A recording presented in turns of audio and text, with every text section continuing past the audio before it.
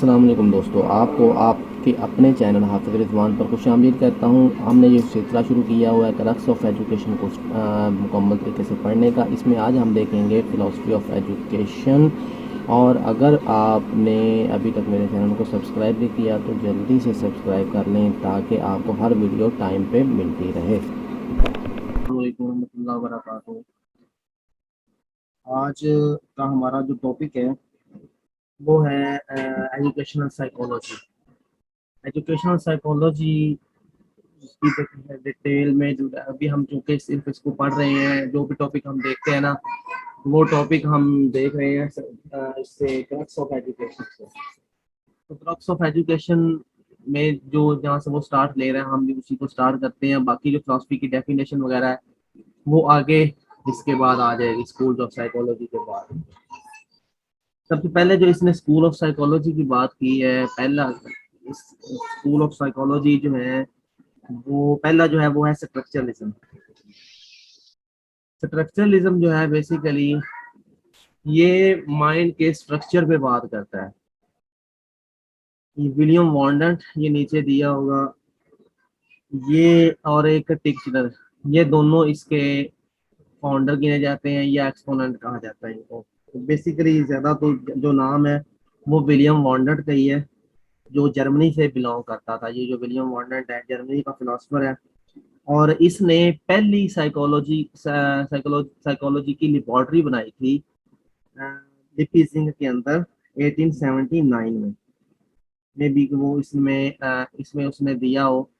तो पहले मैं इसको पहले पढ़ देता हूँ जो उसने साइकोलॉजी का क्रक्सन दिया है स्ट्रक्चरलिज्म का, कि ये ओल्डेस्ट स्कूल ऑफ थॉट है, break down the mental process into most basic components, emphasize on study of human mind या structure या experiences, nature and structure shapes personality and learning. It focus on the conscious experiences, sensation, feelings, perceptions, ideas, analysis of the, यानी basic उसके बाद आ जाता है introspection का word इसमें आएगा। इंट्रोस्पेक्शन की भी डिटेल उसमें कुछ हमने डिस्कस की भी थी, मैं उसको दोबारा भी बता देता हूँ। इंट्रोस्पेक्शन मेथड बेसिकली ये होता है कि जिसमें हर इंसान अपना किसी भी चीज को देखते हुए अपने व्यूज का इजहार अपने अंदाज में करता है, यानी हर किसी की अपनी इंटरप्रिटेशन है। तो बेस अब इसको हम थोड़ा सा इलेबोरेट कर लेते हैं कि स्ट्रक्चरलिज्म जो है ये विलियम वॉन्डर्ट की फिलोसफी, इसको साइकोलॉजी कहा जाता है, इसके स्कूल ऑफ थॉट है, जर्मनी से बिलोंग करता था वो। लिपीजिंग के अंदर जो है 1879 में इसने सबसे पहले जो है वो साइकोलॉजी की लेबोरेटरी बनाई थी जिसमें इसने माइंड की सिस्टमेटिक स्टडी की थी। और ये जो विलियम वॉन्डेट है इसको फादर ऑफ एक्सपेरिमेंटल साइकोलॉजी भी कहा जाता है। और ये पहला आदमी था विलियम वॉन्डेट जिसको जिसने अपने आप को साइकोलॉजिस्ट कहा था। इससे पहले साइकोलॉजिस्ट की जो टर्म है वो यूज नहीं होती थी। किसी ने कुछ चीज बतानी हो या पूछनी हो तो वो चैट में मैसेज कर सकता है या हैंड रेस करते हैं, कोई भी वो तरीका जो है वो इस्तेमाल कर सकते हैं।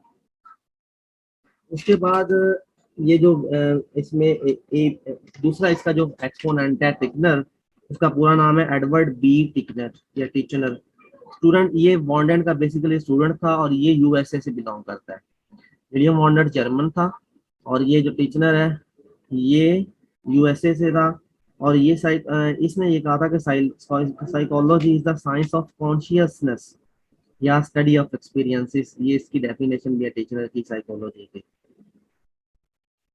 असल में आप इस स्कूल ऑफ थॉट में उन्होंने बात क्या की, वो कहते हैं कि आपकी जो फीलिंग्स हैं, आपकी जो आइडियाज हैं, इनको उन्होंने कहा कि एनालिसिस किया जाए और उनके स्ट्रक्चर, उनके कंपोनेंट्स, यानी उन फीलिंग्स को भी आगे कंपोनेंट्स में डिवाइड करना। और उन फीलिंग्स के कंपोनेंट्स को इन्होंने नाम दिया था कि ये माइंड के स्ट्रक्चर के हिसाब से फीलिंग होती है। तो एक अपना उनका जो है वो थॉट था, स्कूल ऑफ थॉट था। तो वो कहते थे कि इंसान के माइंड का जैसा स्ट्रक्चर होगा, जैसी तरकीब होगी, जैसा इंसान का माइंड तरकीब में होगा वैसे ही उसमें ख्यालात आएंगे। तो बेसिकली ये इंसान के दिमाग के की तरतीब कह लें, तरकीब कह लें, उस पे फोकस करते थे कि फीलिंग्स और उन सब चीज़ों की एनालिसिस करना और उनको वो सपोज कर लेते थे कि ये स्ट्रक्चर ऑफ माइंड है और इंट्रोस्पेक्शन मेथड इन्होंने यूज किया। इंट्रोस्पेक्शन मेथड क्या था कि वो हर चीज को देखते हुए हर इंसान जो है वो अपना पॉइंट ऑफ व्यू रखता है। तो वो कहते हैं जी हर इंसान की बॉडी की माइंड की स्ट्रक्चर डिफरेंट है, इसलिए हर इंसान जो है वो डिफरेंट तरीके से सोचता है। ये दो इसके एक्सपोनेंट हैं, ये यूएसए का टीचनर और जर्मन जो है विलियम वार्डनेट है। उम्मीद है कि जो स्ट्रक्चरलिज्म है वो क्लियर हो गया होगा। अब हम बात करेंगे फंक्शनलिज्म की। फंक्शनलिज्म जो है ये उसके अगेंस्ट है स्ट्रक्चरलिज्म के। फंक्शनलिज्म में वाले कहते हैं कि जनाब इंसान का दिमाग जो है वो उसकी तरतीब या उसका स्ट्रक्चर कोई मायना नहीं रखता, बल्कि इंसान का दिमाग इसके फंक्शंस इंपॉर्टेंट है। विलियम जेम्स जो है इसका फादर कहा जाता है, इसको father of USA psychology, father of American psychology भी इसको कहा जाता है।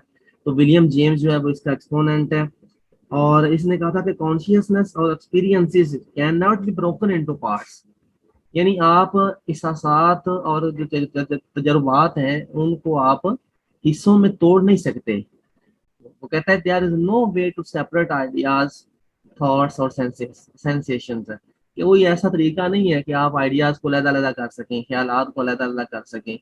Structuralism not reveals anything what mind does functions. तो वो कहता है जी इंसान के जो दिमाग जो काम करता है, स्ट्रक्चरलिज्म वाले इसके दिमाग के कामों को तो कोई अहमियत नहीं देते। Functions of mind is important then the structure of the mind. उसके बाद वो कहता है जी फेवर, ये जो फंक्शनलिज्म वाले कहते हैं कि favour functional करिकुला, methods and learning techniques, यानी ऐसी चीजें जो इंसान के फंक्शंस को, दिमाग के फंक्शंस को इम्प्रूव करें। ऐसा करिकुलम होना चाहिए, ऐसे मेथड यूज करने चाहिए जो दिमाग के कामों को बेहतर तरीके से सर अंजाम देने में मदद दे सकें। Functions of nervous system develop habits. तो कहता है कि इंसान के जो नर्वस सिस्टम है इसके जो काम है वो इंसान की आदत बनाते हैं। Functions practices according to the environment is important. तो मेन इसका जो फोकस है वो है माइंड के फंक्शंस पे। वो कहते हैं function of mind aid man adjustment in life. इंसान के जो दिमाग के फंक्शन है वो इंसान को जिंदगी में एडजस्ट होने के लिए क्या करते हैं, मदद करते हैं। उसके बाद बात करेंगे अगला जो हमारा स्कूल ऑफ थॉट है, विलियम जेम्स इसका एक्सपोनेंट था। उसके बाद है जी बिहेवियरिज्म।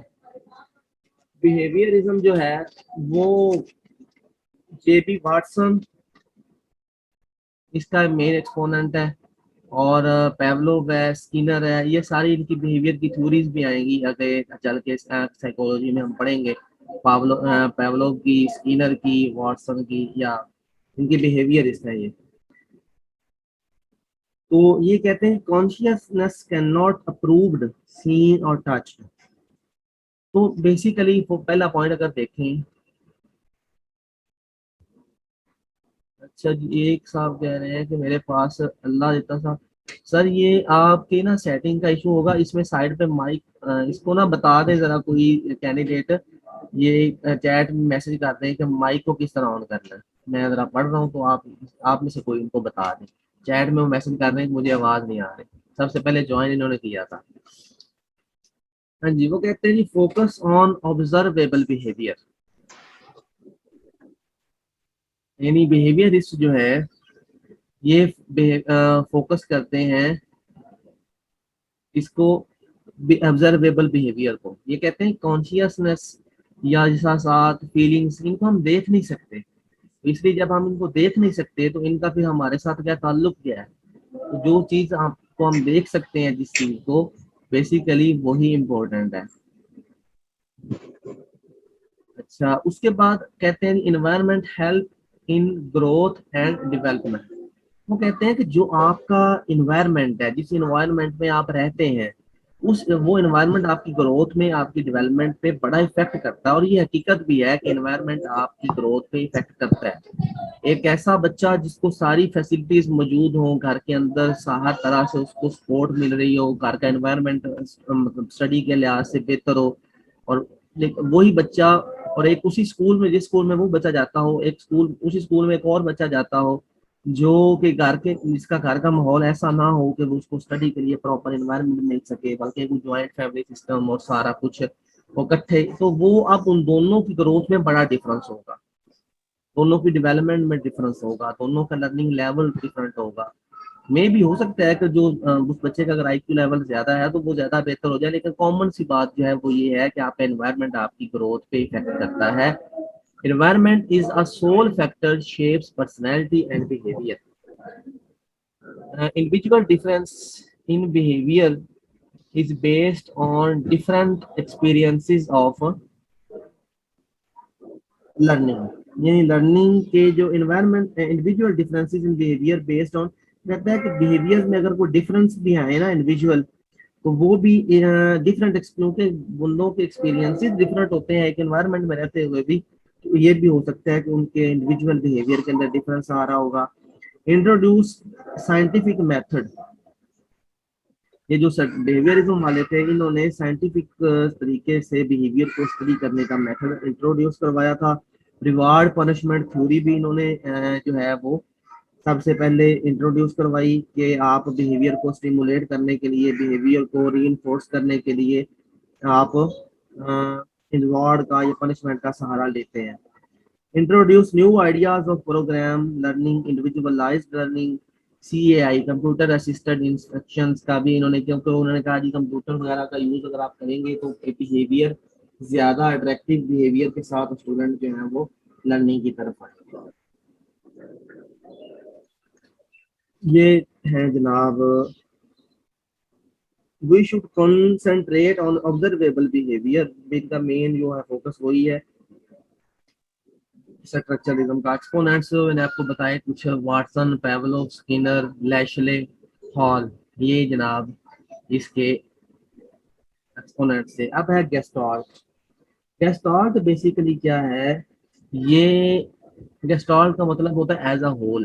गेस्टाल्ट का जो लफ्जी मतलब है वो है एज अ होल। तो ये बिहेवियर को ये कहते हैं जी, ये जो आइडियाज हैं या बिहेवियर है या फंक्शंस हैं, इनको सेपरेट सेपरेट कुछ ना देखो, इंसान को एज ए होल देखो, पूरे का पूरा एक prompt the study of whole behaviour experiences and whole is different from its part. ये कहते हैं कि पूरे का पूरा जो किरदार है इंसान की, जाहिरी जो चीजें हैं, इंसान का जो बिहेवियर है वो उसके अगर हम हिस्से करते हैं तो वो उससे बहुत डिफरेंट है। स्ट्रक्चरलिज्म के अगेंस्ट है ये, जो स्ट्रक्चरलिज्म वाले कहते हैं जी आप चीजों को ब्रेक डाउन करें फिर उनको एनालाइज करने करें तोड़ने के बाद। तो ये कहते हैं कि आप किसी चीज को भी हिस्सों में ना डिवाइड करें, बल्कि आप क्या करें, आप उन हिस्सों के बजाय चीजों को एज अ होल देखें। Human activity cannot be broken down into elements. Any activity of thinking, sensation, perception can be studied as a whole. Can be studied as a whole. उसके बाद perception of situation as a whole. Seeing and judging the relationship between factors involved in the situation on whole. Taking an immediate decision and I having accordingly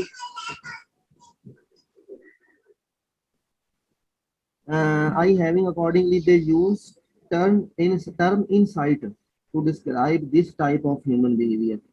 इन्होंने insight यानी कि वो term जो थी वो इन्होंने मुतारिफ करवाई कि आप चीजों को एज अ होल देखें तो डिसीजन जो है वो इंसाइट, यानी अंदरूनी तौर पर इंसान खुद से जो काम करता है ना वो पूरे का पूरा बिहेवियर उसका इफेक्ट कर रहा होता है। और वो ये कह सकते हैं कि आप ह्यूमन बिहेवियर को डिस्क्राइब करने के लिए उन्होंने एक जो टर्म यूज की थी वो इनसाइड का वर्ड उन्होंने इस्तेमाल किया।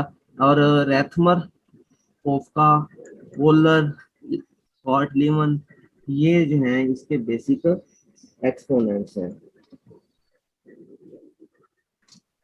तो ये स्ट्रक्चरलिज्म के इसका है, जो गेस्टाल्ट है ये स्ट्रक्चरलिज्म का रिएक्शन भी है, ये भी हम कह सकते हैं। तो ये कहते हैं माइंड और बिहेवियर को हम एज अ होल देखेंगे, whole is greater than its parts, ये इनका मेन जो है वो कह लें मोटो है या स्लोगन है। Whole is different from its part, ये भी ये कहते हैं। जैसे इसकी एग्जांपल्स के लिए मैंने उस दिन भी चीजें बताई थी कि जो whole is different from its part. जैसे ओलंपिक के रिंग्स हैं, अगर वो एक एक रिंग हो अलग अलग तो उनकी कोई वैल्यू नहीं है, लेकिन अगर वो सारे रिंग्स को आप इकट्ठा कर देते हैं, जितने वो रिंग्स हैं, तो ओलंपिक का निशान बन जाए, तो वो होल जो एज ए होल रिप्रेजेंटेशन उसकी वो एक मायना रखती है, और पता चल जाता है कि जनाब ये ओलंपिक के खेलों को रिप्रेजेंट करता है। उसके बाद हमारा अगला पांचवा स्कूल ऑफ थॉट है जी ह्यूमनिस्टिक साइकोलॉजी। ह्यूमनिस्टिक साइकोलॉजी जो है ना जी, बेसिकली ये कहते हैं, ह्यूमन नाम से जाहिर है इंसान, तो ये कहते हैं कि इंसान मशीन नहीं है, इंसान को इंसान के तरीके से ट्रीट करें। इंसान जैसा एनवायरनमेंट चाहता है वो चाहे वो बना सकता है। पीछे हमने बिहेवियरिज्म में देखा ना, हमने पढ़ा, बिहेवियरिज्म वाले कहते हैं कि इन्वायरमेंट जो है वो इंसान के करेक्टर को बनाने में मददगार होता है, और होता भी होगा, किसी तक होता भी है। लेकिन ह्यूमनिस्ट कहते हैं कि इंसान के किरदार, इंसान का जो जिस तरह उसका दिल चाहता है वो वैसा माहौल क्रिएट कर सकता है, वो अपना कल्चर खुद से क्रिएट कर सकता है। उसको अपनी ख्वाहिशात, अपनी क्या वो करना चाहता है, उसके लिए फ्री चॉइस है, वो अपनी डिसीजन मेकिंग में आज़ाद है। तो बेसिकली ये इंसान को टोटली आज़ादी देते हैं साइकोलॉजी वाले। I think they give more value than a human being. Man is not a machine. Favor man's free will, decision making power, free choice. Man can bring changes in him or her by changing the environment. यानी वो खुद से environment को बदल सकता है। Every man is unique and whole personality of a man should be studied. Humans should be studied, not animals, to analyze their behavior. वो कहता है कि जिस तरह आप बिहेवियर को एनालिसिस करने के लिए साइकोलॉजी के जितनी भी थ्योरीज आगे आएंगी, वो कभी रैट पे हो रही है, तो कभी जनाब वो चिंपैंजीज भी कर रहे थे, कभी किसी ने कुत्तों पे तजुर्बात किए। तो वो कहता है कि आप बिहेवियर को स्टडी करने के लिए जानवरों पे स्टडी ना करें, इंसानों पे करें। इस लिहाज से देखा जाए तो ये थोड़ा सा काम गड़बड़ भी है कि कुछ नुकसान भी हो सकता है। वो जानवरों को नुकसान तो पहुंचा लेते हैं, इंसान जो है ना वो इस मामले में बड़ा खुदगर्ज है, वो अपने पे तजर्बा नहीं करता, हमेशा जानवरों पे पहले तजुर्बात करते हैं और फिर इंसानों पे लेके आते हैं।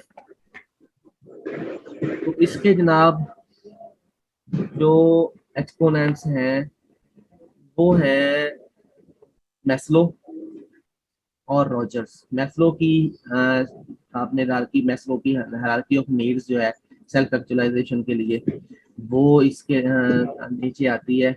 और उसके बाद है कॉरल रॉजर की client centre therapy. Client centre therapy basically ये थी कि वो क्लाइंट को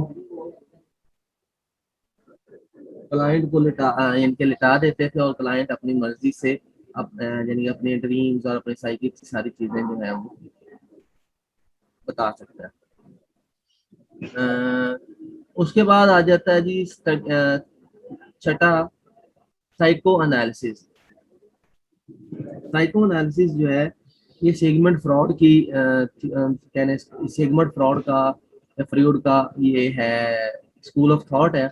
और ये कहते हैं इसके अंदर तीन टर्म्स आएंगी, कॉन्शियसनेस, सब कॉन्शियसनेस और अनकॉन्शियसनेस। ये तीन टर्म्स इसने यूज की हैं, और इन तीनों को वो इस तरह भी देते हैं कि कॉन्शियसनेस को वो कहते हैं आईडी, सब कॉन्शियसनेस को कहते हैं ईगो, और अनकॉन्शियसनेस को कहते हैं सुपर ईगो। आई थिंक ऐसे ही है। तो या ये डिफरेंट टर्म्स हैं, लेकिन मेरे ख्याल में ये दूसरे के साथ रिलेट करती हैं, क्योंकि कॉन्शियसनेस जो है इसने कहा था कि यहाँ पे बंदा जो है वो ये कहता है कि मैं ये totally of human behavior including consciousness and unconsciousness. I want to eat, मतलब मेरा कॉन्शियसनेस की मिसाल अगर पिक्चर फॉर्म में मिल जाए तो, या इसको कोई बेहतर तरीके से बता सके ना, मुझे जरा इसमें थोड़ी सी कंफ्यूजन है। तो इसलिए तीन चीजें इसमें होती हैं कि कॉन्शियसनेस में इंसान कहता है कि मैं ये कर सकता हूँ, सब कॉन्शियसनेस में वो कहता है कि मुझे करना चाहिए, अनकॉन्शियसनेस में वो कहता है कि मैं ये मेरे लिए है ही नहीं, मतलब ये मैंने नहीं करना या मेरे लिए ये चीज नहीं है। बाकी अगर कोई इसको थोड़ा सा अपने तरीके से मजीद इलेबोरेट करना चाहे या बाद में बताना चाहे तो वो बता सकता है। कि इन तीनों टर्म्स के अंदर क्या डिफरेंस है, या इन तीनों को आसान आसान लफ्जों में को बताना चाहे तो वो अपनी बात को शेयर कर सकता है। Study of recalling of previous knowledge, study of recalling of previous knowledge, past experiences, feelings, its interpretation to resolve the problems। ये इन्होंने इंट्रोड्यूस करवाया था। इंट्रोस्पेक्शन मेथड की हमने पीछे भी बात की। Is used in which patient describe his unconscious feelings, यानी जब वो पेशेंट अनकॉन्शियसनेस फील कर रहा होता है, यानी नींद बेहोशी की हालत कह लें, तो वो अपने एहसास जो है वो अपने तरीके से वो अपने ख्वाब अपनी चीज़ों को जिक्र कर रहा होता है। तो उसके लिए इन्होंने इंट्रोस्पेक्शन मेथड जो है वो यूज़ करवाया। Treatment in which patient tells through free association fantasize. Introspection method, ये इंट्रोस्पेक्शन मेथड जो है ये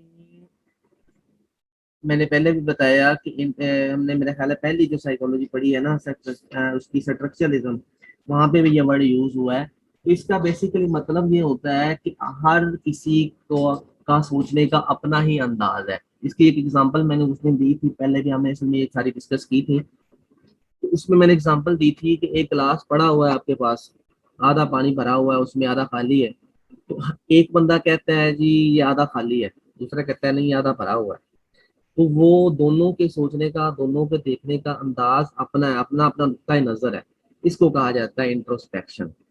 तो ये यूज करते थे इंट्रोस्पेक्शन मेथड को लोगों की फीलिंग्स को देखने के लिए, यानी उनको लिटा देते थे और फिर उनको फ्री हैंड जो है ना देखें। Treatment in which patient tell through free association fantasize and dreams and analyst include unconscious conflict and interpret for its solution. वो फिर जो साइकोलॉजिस्ट होता था या एनालिस्ट होता था, वो फिर उसकी फीलिंग्स, वो सारी उसकी बातें सुन के फिर उसका सोल्यूशन जो है वो देता था। Treatment people help making unconscious to consciousness, यानी इसमें होता यह है कि पहले अनकॉन्शियसनेस होगी कि जिसमें बंदे को कोई जो है ना वो पेशेंट जो है वो कोई प्रॉब्लम फील कर रहा है, उसकी काम करने के लिहाज से कोई डिप्रेशन एंजाइटी कोई भी चीज हो सकती है। वो फिर ट्रीटमेंट से उसको अनकॉन्शियसनेस से कॉन्शियसनेस की तरफ लेके आएगा, और दरमियान वाला जो पीरियड होगा वो सब कॉन्शियसनेस भी हो सकता है।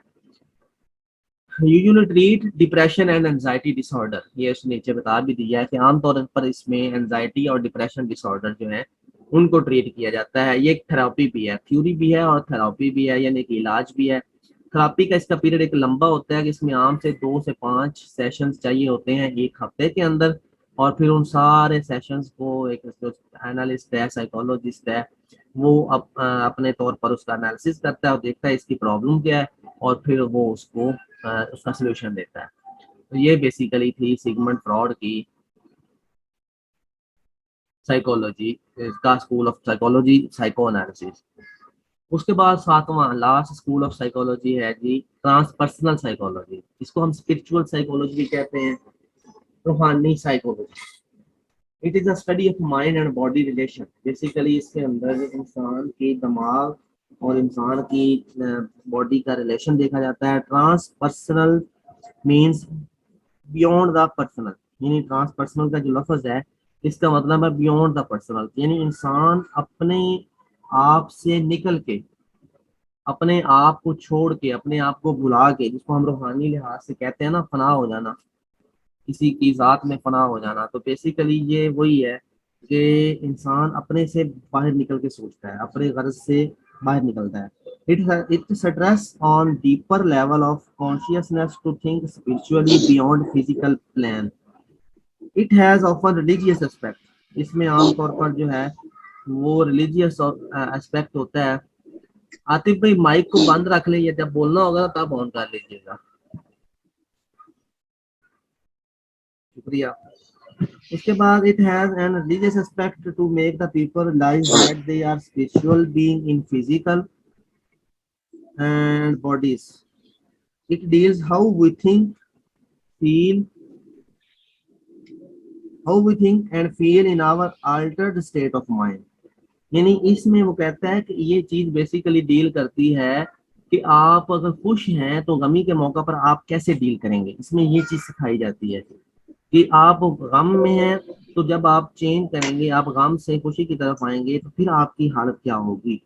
इसके जो है विलियम जेम्स, कॉरल जंग एंड अब्राहम मैस्लो, ये विलियम जेम्स का हमने पहले भी पढ़ा है, जो स्कूल ऑफ थॉट है वो है फंक्शनलिज्म। तो इसके अंदर भी इसकी कंट्रीब्यूशन है, ट्रांसपर्सनल साइकोलॉजी में भी। और अब्राहम मैस्लो का हमने पहले पढ़ा है कि वो ह्यूमनिस्टिक साइकोलॉजी का भी मेन एक्सपोनेंट है, और यहाँ पे भी कुछ कंट्रीब्यूट कर रहा है। और कार्ल जंग जो है वो हमने इसमें फर्स्ट टाइम पढ़ा है, तो वो इसके अंदर पहला मेन बंदा आ गया है। आगे आ जाती है जी थ्योरीज। अब ये स्कूल ऑफ साइकोलॉजी जो हमने पढ़े हैं, अगर इसमें किसी को कोई चीज समझ नहीं आई या कोई इसकी वजाहत करना चाहता है तो वो आसान लफ्जों में अगर किसी चीज को, किसी कॉन्सेप्ट को बताना चाहता है तो वो बता सकता है।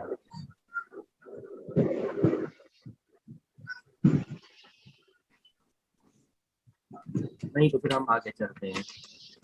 आज जुमा है तो जुमे वाले दिन हमने सिर्फ एक सेशन ही करना है। जुमे की का टाइम मेरे पास शॉर्ट है, तो जुमे की तैयारी भी करनी है, जुमा भी पढ़ाना है। चलें आगे आ गया प्याजे की थ्योरी। ये कोग्निटिव डेवलपमेंट थ्योरी है। 1894 के अंदर इसने इसको प्रेजेंट किया था। सॉरी, 1894 के अंदर ये पैदा हुआ है। स्विट्ज़रलैंड से इसका ताल्लुक था, और मरा है ये 1980 में। स्विट्ज़रलैंड से ताल्लुक़ रखता था। प्याजे 1894 में पैदाइश हुई, 1980 में इसकी डेथ हुई। और इसकी जो साइकोलॉजी थ्योरी है वो थ्योरी इसकी बेसिकली 4 स्टेजेस पर मुश्तमिल है।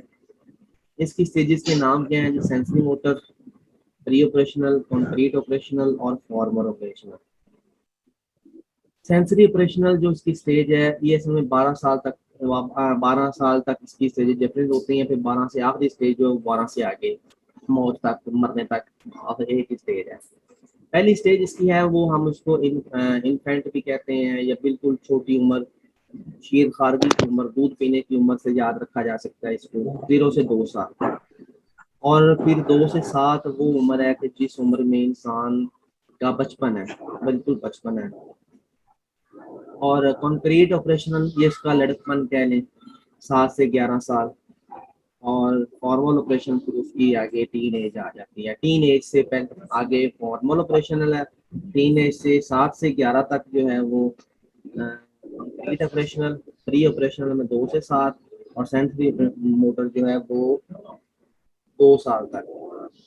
अब इसकी कुछ करेक्टरिस्टिक्स हैं। Knowledge through senses and motor, यानी जो सेंसरी मोटर नाम से जाहिर है, सेंस और मोटर दोनों का ताल्लुक है। वो कहता है जी जो नॉलेज आता है ना वो इंसान के सेंसरी ऑर्गन्स जो है, इंसान के जो 5 सेंसेस हैं, टेस्ट है, टच है, पकड़ना है, ये सारी चीजें इनकी प्रोग्रेस हो रही होती है। इनको इनको डेवलपमेंट हो रही होती है, और दिमाग के साथ इनका एक ताल्लुक बन रहा होता है। दिमाग को पता चलता है, बच्चे को पता चलता है, चीज़ों को पहचानता है वो। इसकी एक उसके बाद है जी movement, movement rather than mental process, यानी इंसान की दिमाग के मेंटल प्रोसेस पे कोई काम नहीं होता इतना।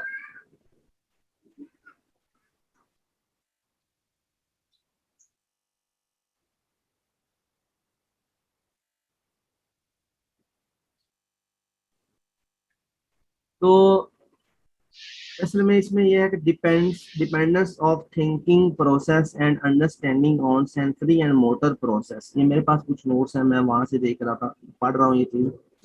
इसमें गोल डायरेक्टेड बिहेवियर है, यानी बताया जाता है कि आप बच्चे को पता, ऐसा ऐसा चीजों को देखता है कि आपने इस चीज की तरफ जाना है, जैसे वो कहते हैं ये क्या है, जिस तरफ उसको दिखाया जाएगा। इसके अंदर एक चीज मेरे ख्याल ये भी आती है, आगे आ जाएगा, ऑब्जेक्ट परमानेंस। ये माइक किसका चल रहा है अभी? माइक अपने ना ऑफ रखा करें आतिफ भाई जी। अच्छा, तो अब इसमें एक लफ्ज आता है object permanence, object permanency. Object permanency क्या है? बेसिकली ऑब्जेक्ट परमानेंसी ये है कि ये इसके एंड पे जाके आती है, यानी तकरीबन 2 साल की उम्र में जाके ये चीज आती है कि बच्चा चीजों को पहचानना शुरू कर देता है।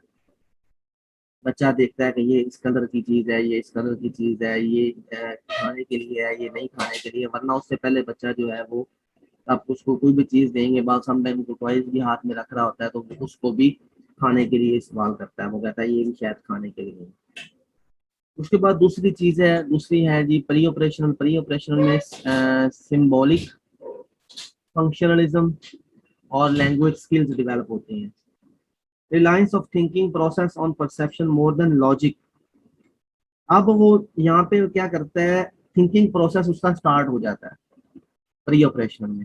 लेकिन थिंकिंग प्रोसेस इस लेवल पे स्टार्ट होता है कि उसमें कोई लॉजिकली चीजें नहीं, वो मुतलिए के साथ उनको एनालिसिस नहीं कर सकता, कोई लॉजिक उस पर नहीं दे सकता, बल्कि वो बस अपनी परसेप्शन रखता है कि ये चीज है। हो सकता है वो लैपटॉप को कहे कि जनाब ये सिर्फ और सिर्फ जो है ना वो वीडियो देखने के लिए ही है, गेम्स खेलने के लिए है, लेकिन उसको लॉजिकली इसके फर्दर आगे क्या यूजेस है उसका उसको ना पता हो, नहीं पता होगा। उसके बाद है यहाँ पे एक चीज है, use of symbolic symbols, language, number, images. यानी इसमें सिंबॉलिक फंक्शंस भी होते हैं, वो सिंबल से पहचानता है। अगर इसीलिए जो इसी है ना, वहाँ पे वो फोकस करते हैं कि बच्चे को आप टॉयज दिखाएं, बच्चे को आप एबीसी वाले टॉयज पड़े होते हैं, बच्चा उन टॉयज को देख के आसानी के साथ उनको इमेजेस उसके माइंड में बैठ रहे होते हैं, तो इमेजिनेशन उसकी डेवलप हो रही होती है। Imaginary play. इमेजिनरी प्ले यानी चीजों को देखना, या आप उसको दिखा सकते, इसके लिए यूज कर सकते हैं, इन किसी चीज को दिखाएं तो वो देख के चीजों को ग्रिप कर सकते हैं। एनिमिज्म। एनिमिज्म बेसिकली होता है, जैसे आपने कभी छोटे बच्चों को देखा होगा कि वो बच्चे स्कूल से अगर स्कूल जाते हैं ना, तो घर पे आके वो 2-3 बहन भाई भी होना, या कुछ आए हो के, या कोई रिलेटिव आए हो, तो वो एक बच्चा टीचर बना होता है, बाकी सारे स्टूडेंट बने, तो इसको हम कहते हैं एनिमेशन, या इमेजिनरी प्ले भी कहते हैं हम। तो रिजवान भाई। जी जी, एनिमेशन का अगर कोई और वर्ड आ रहा है आपके माइंड में तो बोले।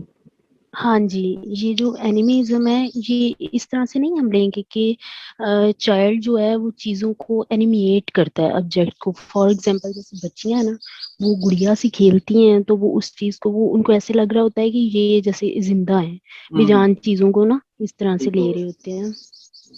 यानी हर चीज में वो जिंदगी का तस्वुर देते हैं। हाँ जी बिल्कुल। सही हो गया, चलिए क्लियर हो गया। इमेजिनरी प्ले फिर उसमें आएगा कि वो इमेजिन करके ना खेलते हैं चीजों को, कि हम टीचर टीचर खेलते हैं जी, तो ये इमेजिनरी प्ले में फिर आ जाएगा। अब उसके बाद एक मेक करते हैं ना, ठीक है। एगोसेंट्रिसिज्म है, एक वर्ड है इसके अंदर, शायद आगे इसमें आएगा, मे बी नहीं आ रहा, तो वो नोट्स जो मेरे पास है मैं वो भी इसकी ना पिक्चर शेयर कर दूंगा। ये एक बुक से लिए हुए हैं, तो वो ईगो सेंट्रिसिज्म बेसिकली इस लेवल के बच्चों में ना, ये ईगो सेंटर ज्यादा होते हैं, अना पसंद ज्यादा होते, जिद्दी बच्चे जैसे हो जाते हैं ना, तो वो इसमें इस लेवल पे बच्चे जो अपनी बात मनवाने की तरफ ज्यादा जाते हैं। उसके बाद आगे अगला जो है वो कॉन्क्रीट ऑपरेशन है, तो कॉन्क्रीट ऑपरेशन में बच्चे की लॉजिकल थिंकिंग डेवलप हो चुकी होती है, यानी वही पिछली चीज को बच्चा जो है अब लॉजिकली सोचना शुरू कर देता है। Use of mental operation to solve the concrete problems, यानी वो अब थोड़े से पेचीदा जो प्रॉब्लम्स हैं, मसाइल हैं जिनको लॉजिकली डील करने की जरूरत है, वो उनके लिए अपने दिमाग का इस्तेमाल शुरू कर देता है। उसके बाद इसमें टर्म यूज हुई है एक कंजर्वेशन, ट्रांसफॉर्मेशन और रिवर्सिबिलिटी। कंजर्वेशन जो है ना, ट्रांसफॉर्मेशन बेसिकली ये है कि एक चीज को दूसरी चीज की तरफ लेके जाना, एक चीज से दूसरी चीज बनाना। और रिवर्सिबिलिटी ये वापस किसी चीज को उस वापस उसकी असल हालत में लेके आना, यानी एक चीज से, जैसे क्ले है तो क्ले से कोई नई चीज बनाना, फिर उसको वापस लेके आना उसको, या एक नई चीज, एक चीज को जोड़ना फिर उसको वापस लेके आना। जैसे वो एक गेम चलती है, वो बनाते हैं बच्चे, डिफरेंट पार्ट्स को जोड़ के इकट्ठा करके कुछ ना कुछ शेप्स बनाते हैं। क्लासिफिकेशन करना चीजों को, उनको ग्रुप बंदी करना, उनकी सीरिएशन, उनको सीरियस में एक नंबर वाइज करना, ये इस लेवल पे डेवलप हो रहा होता है। तो ये कुछ टर्म्स हैं जो इस लेवल पे बच्चे के अंदर डेवलप होती हैं। और उसके बाद अगली स्टेज है जी फॉर्मल ऑपरेशनल। तो फॉर्मल ऑपरेशन में एब्स्ट्रैक्ट थिंकिंग आती है जी, एंड डिडक्टिव स्टेज। तो अब इसमें बेसिकली ये होता है कि pre prepositional logic, hypothetical deductive reasoning, analogical reasoning, national natural reasoning, और प्रोबेबिलिटी एंड प्रोपोर्शनल रीजनिंग। यानी रीजनिंग के डिफरेंट टाइप्स उसने एक जगह पे दिए हुए हैं कि बच्चा जो है वो हर तरह से अब अ, हर चीज को अपनी अकल में, अपनी सोच में, अपने माइंड से परखता है, अपनी अकल का, अपनी जहानत का इस्तेमाल करता है, और फिर उसको आगे सही या गलत चीजों की तरफ सोचता है कि ये सही है या नहीं सही है।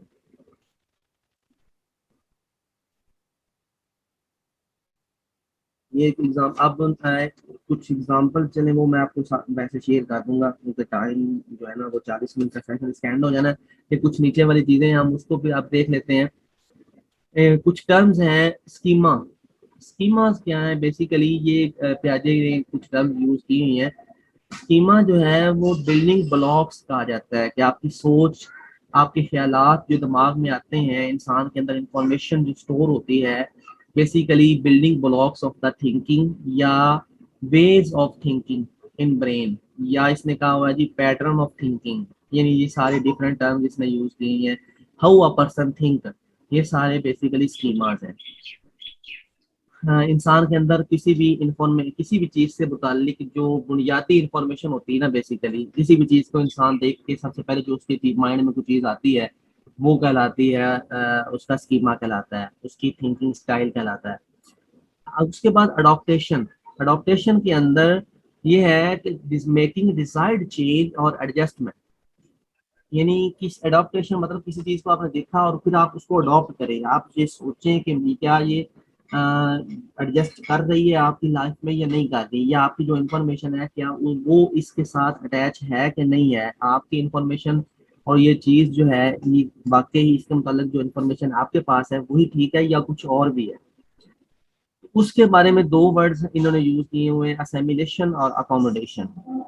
असेमिलेशन ये है कि प्रीवियस जो आपके पास इंफॉर्मेशन है, आपके पास जो एग्जिस्टिंग स्कीमाज हैं, वो किसी भी नए एनवायरनमेंट में फिट आ जाए।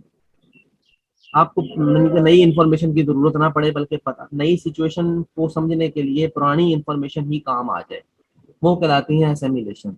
लेकिन जब आपके पास पुरानी इंफॉर्मेशन आपको काम ना दे रही हो और आपको कोई नई इंफॉर्मेशन लेनी पड़े उस सिचुएशन को हैंडल करने के लिए, तो वो सिचुएशन कहलाएगी adaptation, sorry accommodation.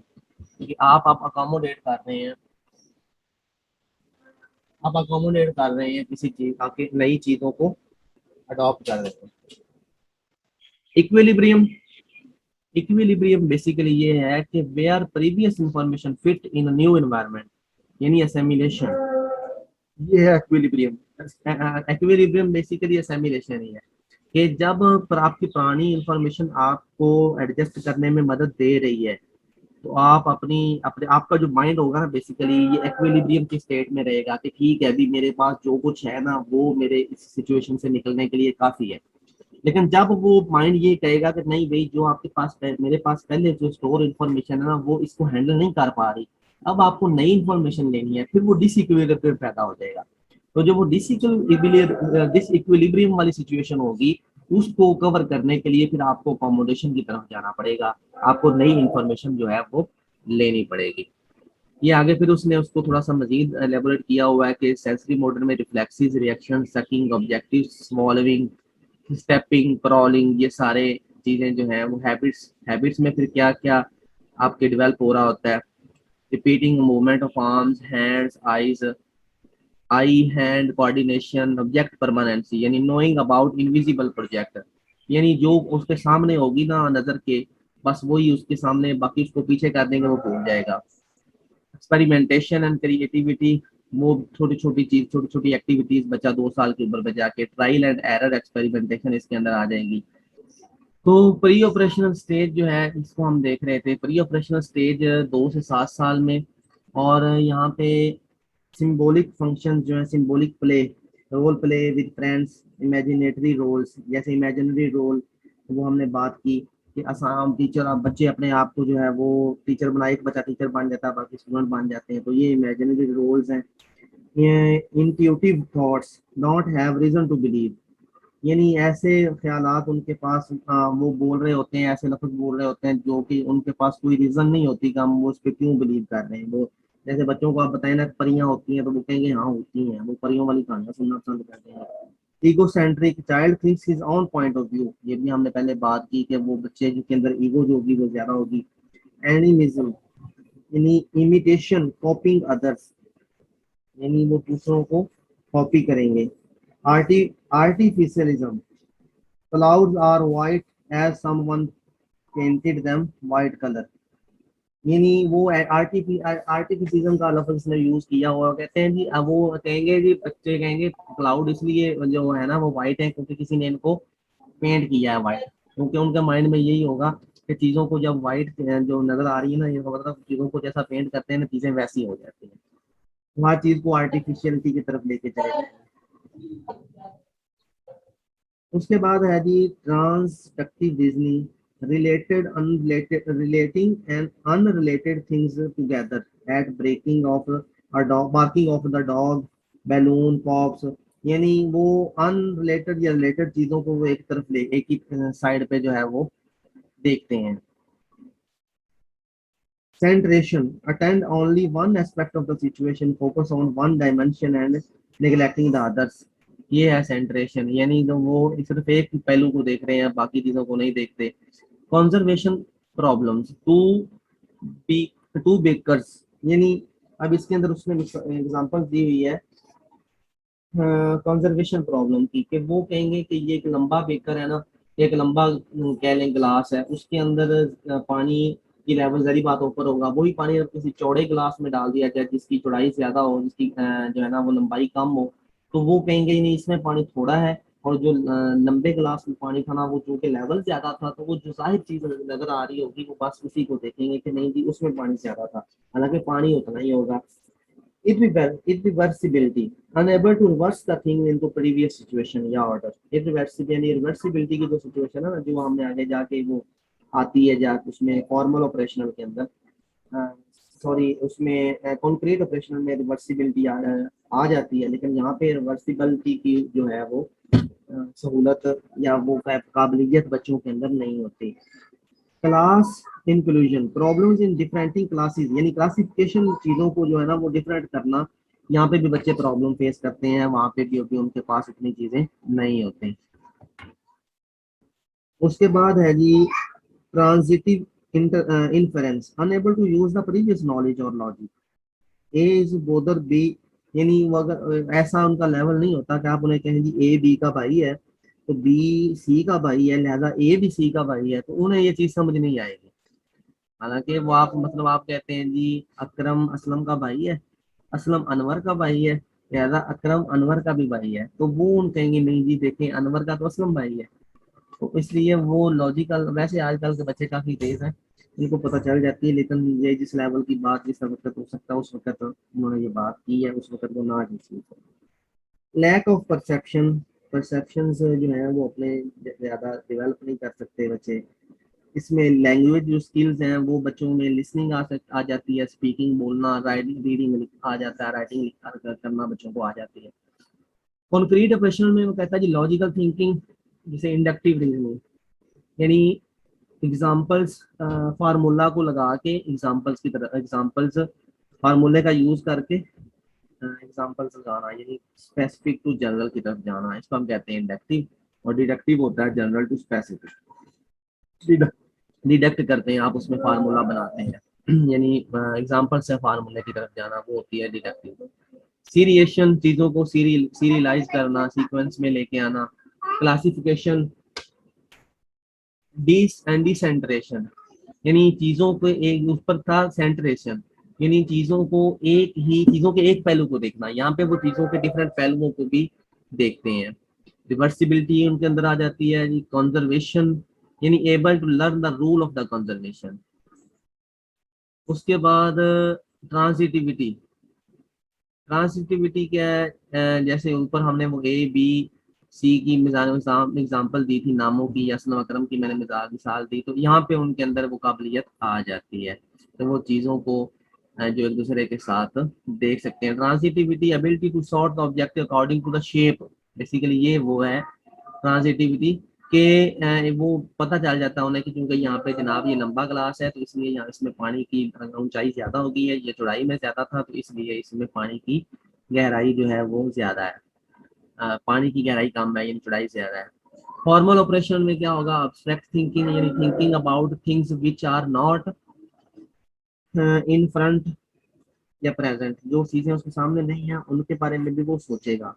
Deductive reasoning आ जाएगी, पहले में इंडक्टिव थी कॉन्क्रीट में, इसमें डिडक्टिव आ जाएगी। इसमें वो पहले वो सिर्फ फार्मूला लगाएगा और फिर उसको उस पे अपना कोई भी एग्जांपल फिट कर देगा, लेकिन यहाँ पे एग्जांपल से फार्मूले की तरफ जाएगा। Metacognition, thinking about own thinking or mental process, higher order thinking, comprehension, planning to find the solution।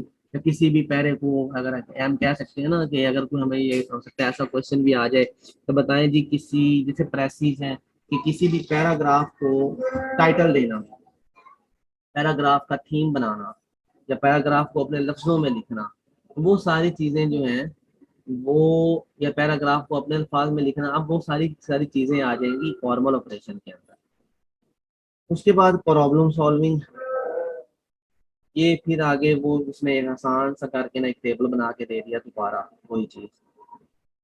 उसके बाद आगे है जी पियाजे की थ्योरी को आप क्लासरूम में कैसे इसका यूज कर सकते हैं, उसको भी हम देख लेते हैं चले शॉर्ट में कि considering child ability at different age level to plan the classroom activity. तो बच्चों को किस तरह की एक्टिविटीज करवानी है उनके लेवल्स को देखते हुए हम पियाजे की थ्योरी से मदद लेके उस तरह की एक्टिविटी जो है वो शामिल कर सकते हैं। Guide the students according to their, encourage the students to participate in those activities, encourage students to learn from this their peers, be patient on students mistakes. जब हमें पता होगा ना किस लेवल पे बच्चा ये चीज सीखता है, ट्रायल एंड एरर का, जब बच्चे को हमें पता है कि 2 साल तक बच्चा ट्रायल एंड एरर पे रहेगा, फिर हम उसकी गलतियों पे गुस्सा नहीं होंगे। घर में भी, क्लासरूम में तो 2 साल का बच्चा खैर आता नहीं, लेकिन वहाँ पे भी काफी हद तक 3 से 4 साल, 4 साल का बच्चा अगर आता है या 3 साल का इसी में आता है तो वो इन्हीं चीजों पे होता है। ईगो सेंट्रिसिज्म उसमें होगी तो हमें पता होगा कि बच्चे में ईगो है तो हम उसको उस लेवल पे ट्रेड करेंगे। engage student in activities learning process practical activities, encourage collaboratives as well as individual activities। यानी हमें पता है कि बच्चा एक दूसरे से ज्यादा सीख रहा है, हम उसको उसके एज लेवल के बच्चों से ज्यादा कोशिश करेंगे टच रखने की। Present new problems to students, learn handle the disequilibrium. जब उनके अंदर डिसइक्विलिब्रियम पैदा हो रहा है हम उसको हैंडल करने के लिए फिर बच्चों को प्रैक्टिस कराएंगे, नई नई प्रॉब्लम्स में डालेंगे ताकि वो बच्चे उन प्रॉब्लम्स को फेस करते करते वहां से निकल आए। नहीं जी, आज यहाँ तक ही रखते हैं। ये मैंने इसको में प्याजे की पूरी पॉइंट करने के लिए दूसरा सेशन स्टार्ट किया था, तो उसके बाद जो है वो कल एरिक्सन की थ्योरी आगे है मेरा ख्याल है।